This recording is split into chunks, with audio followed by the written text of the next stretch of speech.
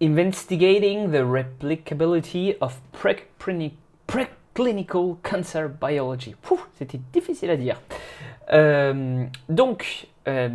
c'est une revue informelle d'études dont je me souviens particulièrement bien puisque je l'ai lu sur 2 jours cette étude-là, comme elle fait 30 pages et qu'elle est balèze. Non, je crois que celle-là, je l'ai lue sur 1 jour d'ailleurs. C'est celle qui fait 56 pages, qui va venir après, que j'ai lue sur 2 jours. Donc, 50 expériences de 23 papiers différents ont été répliqués pour cette étude. Donc, il y a une étude de réplicabilité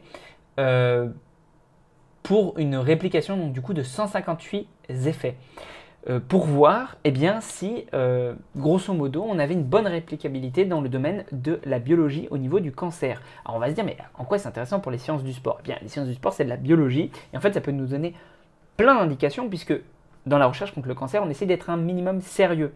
Donc on peut avoir tendance à se dire que bon, c'est quand même très intéressant d'avoir des résultats d'un champ de discipline qui est beaucoup plus pris au sérieux que les sciences du sport, qui sont de façon générale, c'est un peu plus fait à l'arrache. Et voilà, on s'en fout si, par exemple, Barbaio, il a fait plein d'études faussées. C'est chiant parce que ça ne nous permet pas de faire des bonnes extrapolations à partir de ces études faussées.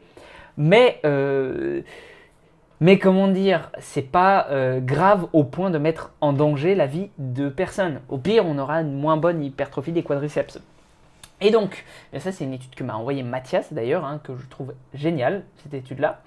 Et je vais grosso modo t'en résumer les trouvailles, parce que c'est vrai que y a pas mal de choses à dire, j'avais souligné plein de trucs, mais finalement, on peut tout résumer de façon assez simple. Et puis comme ça ne te prendra pas des heures à écouter. En tout cas, pas les heures que ça m'a pris à lire. Enfin, les heures. On va pas abuser non plus, mais une bonne heure quoi. Du coup,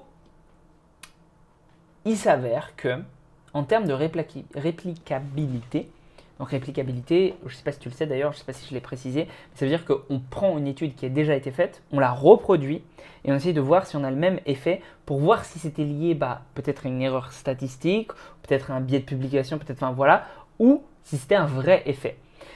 Et ce qui semble être trouvé, pour te donner un ordre d'idée, c'est que la réplicabilité est bien en dessous, mais bien en dessous de ce qui est publié dans la recherche. Pourquoi ça arrive ça ? Ça arrive quand, par exemple, à cause du système universitaire, c'est-à-dire si tu publies une trouvaille hyper intéressante qui fait waouh, un grand bam, eh bien ta carrière d'universitaire est propulsée, puisque en fait ton article va se retrouver cité beaucoup de fois, ça va faire monter ton H-index, tu vas être recruté, tu vas pouvoir republier à nouveau, etc. etc. Et donc, du coup, le truc, c'est qu'on ne sait pas si l'effet a été vraiment bon, ou si par exemple, peut-être tu avais 150 personnes avant qui avaient fait cette étude-là, qui n'avaient pas trouvé quelque chose d'intéressant de ce point de vue, et qui se sont retrouvés à ne pas publier simplement parce que ça n'a pas un effet bam. Tu vois, pas un effet waouh. Et d'où l'intérêt de ce type d'études-là. Et ils se sont retrouvés avec le fait que du coup, les multiples critères, je lis quasi littéralement, pour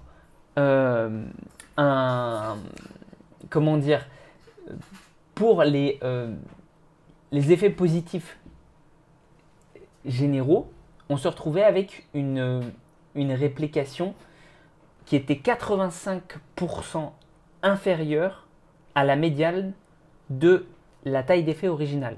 Ce qui veut dire que on avait un effet qui était normalement de 2,96, d'accord ? Donc c'est un bon effet, ok ? Et on se retrouve avec un effet à 0,43 qui est un effet petit, voire ridicule. Ça veut dire que un traitement qu'on pensait bien efficace pour le cancer, potentiellement efficace pour le cancer en tout cas, en fait, pas vraiment si efficace que ça. C'est un gros problème. Ensuite, 92% du coup parce que là, en gros, on prend toutes les tailles d'effets et on essaie de voir. Mais même si on ne prend pas toutes les tailles d'effets et qu'on les compile, eh bien, on remarque que 92% des effets répliqués sont inférieurs à l'original. Donc même si on ne fait pas une compilation, en fait, 92% des études sont au minimum inférieures, voire carrément les effets sont nuls. Donc c'est une catastrophe quoi. Pour les effets nuls en revanche dans la recherche, c'est-à-dire quand il y a des publications avec des effets nuls, alors là il y a beaucoup plus, on peut beaucoup plus s'y fier. Ce qui veut dire qu'en fait il y a vraiment cet effet de biais de publication. Pourquoi c'est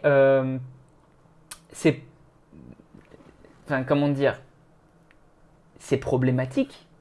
Finalement, je te l'ai dit pourquoi c'est problématique. C'est parce que du coup, on ne peut pas se fier vraiment à la recherche. Mais, on peut plus se fier en fait aux trouvailles nulles qu'aux trouvailles positives. Et donc, comment est-ce qu'on peut avancer là-dessus en fait?